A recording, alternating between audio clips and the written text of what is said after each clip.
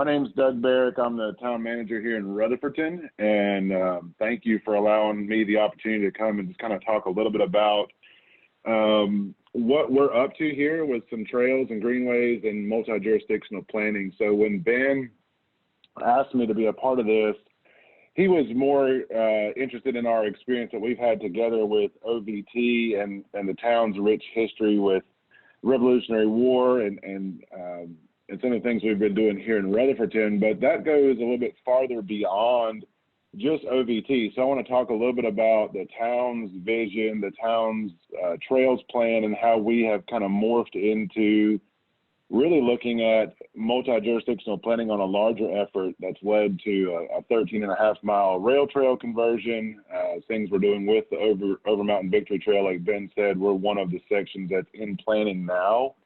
But I think a lot of that stems back 2 to 3 years, if not farther. So a lot of those were partnerships that were built early on as a result of this rudimentary plan that I have kind of shown here. So I go back about 5 years ago when I came to work here. The town had a local trails committee that was set up by the town council to look at ways to have trails throughout town. At that point, we had one kind of passive park in town that was really underutilized, about 5 acres on the north side of downtown. And then we had about a 25-acre park on the south side of town that was more of your traditional ball fields, basketball, tennis, those kind of things.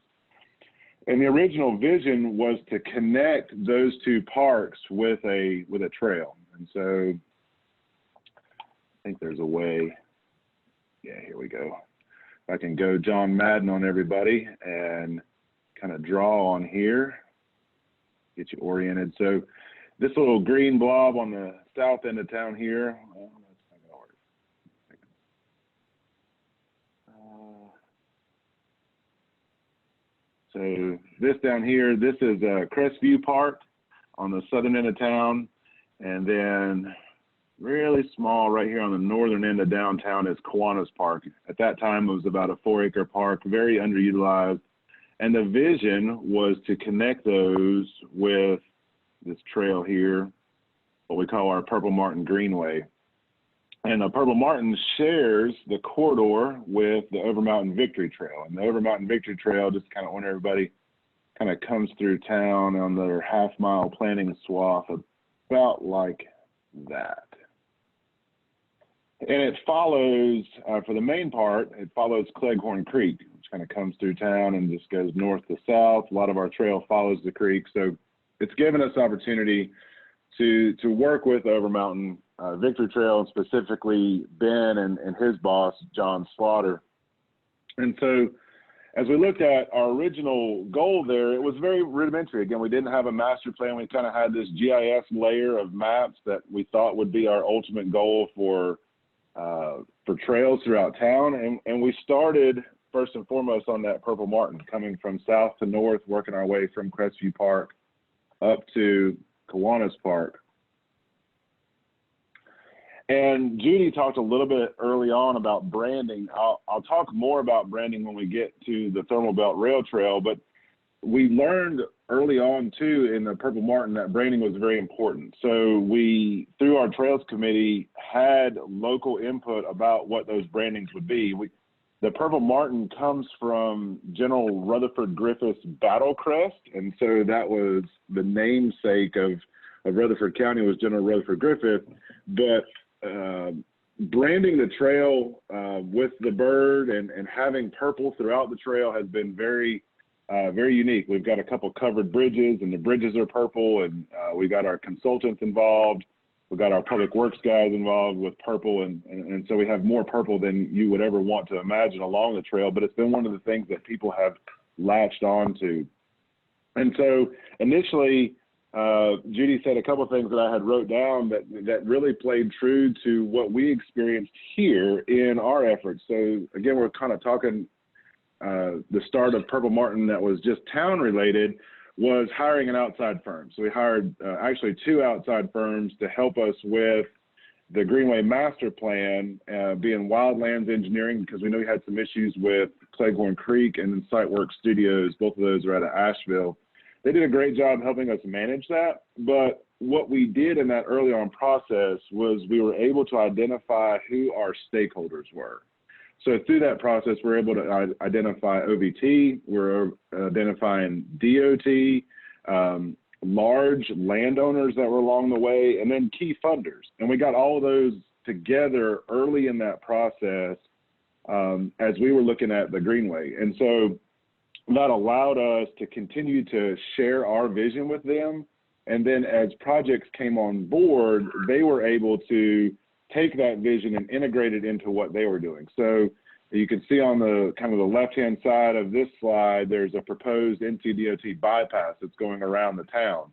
Well, that bypass circumvents both the Over Mountain National Victory Trail and the Purple Martin Greenway. Well, on the original planning documents for DOT, they had a very small sidewalk come across the underside of the road, go all the way into our downtown, and then come down Main Street a little ways, and that was going to be the way that they preserved the Over Mountain Victory Trail. Well, that was not in conjunction with what we wanted to do in our vision for the Greenway Master Plan with the Purple Martin Greenway, which was more in line with the actual corridor for OVT. So we worked with Ben, we worked with John, and we were able to leverage with DOT to move their commitment for that sidewalk into a commitment for the Over Mountain Victory Trail along the Purple Martin, provide for a wider sidewalk, barrier protection, and some upgrades to the bridge because of our partnership that we had early on with the Park Service.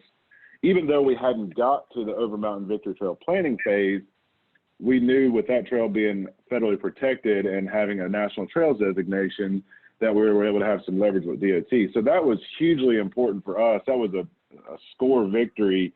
We were able to get a 10-foot wide barrier protection across the bridge there, and then allow DOT to fund basically about a quarter-mile section of the Greenway because of those early on key stakeholders. The other part of that I want to share is that we were able to, through our local trails committee, keep our key stakeholders involved. So we had some large landowners on the southern end. Through the downtown section of our trail, we had some churches that owned a good part of the property. And through those committees, we were able to keep all of those people informed. We were meeting on about a monthly basis to ensure, even though work hadn't started yet, what our plan was, what our plan of attack was, key victories that we had along the way, landowners that were coming on for easements. And then that allowed us to also keep that trail project in the forefront of some local funders. So we were blessed with a local foundation that was kind of philanthropic towards outdoor recreation that's been a great strategic partner of ours. But that started because of some key people that we had on that original Trails Committee that were a part of that philanthropic organization and kind of captured our vision of what we were up to because we kept that vision in the forefront of everybody's mind. From there, and our Greenway is still under construction. We are about 1.5 miles done, and we're now working in our downtown core section. As we, I'm gonna get these slides to advance, sorry.